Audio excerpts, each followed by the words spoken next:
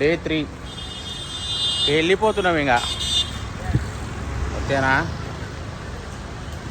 Like చేయండి, share చేయండి, subscribe చేసుకోండి. ఇక్కడైతే అడ్డగోలుగా చుట్టరు, ఎవరిని దేకొద్దు, మంచిగా ఉంటారు పోరులు మాత్రం.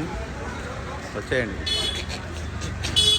ఇంకా మేమైతే వెళ్ళిపోతున్నాం మామ. ఈ గోవా కోసం మాత్రం time to time check in checkout ఉంటుంది మామ. ఇంకా మేము చూడేసి మా ఫ్లైట్ అయితే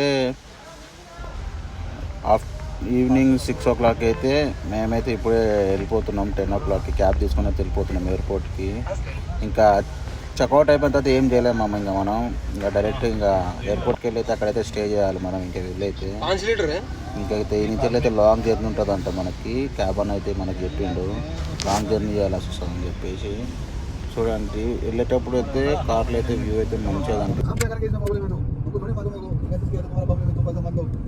ఫైనల్గా అయితే ఎయిర్పోర్ట్కి అయితే వచ్చేసినాం మామ. మేమైతే ఏదైనా ఫస్ట్ జర్నీ ఫ్లైట్లో అయితే ఎయిర్పోర్ట్కి వచ్చిన తర్వాత అయితే మస్తు ఫుల్ సెక్యూర్గా ఉంది అసలు అయితే.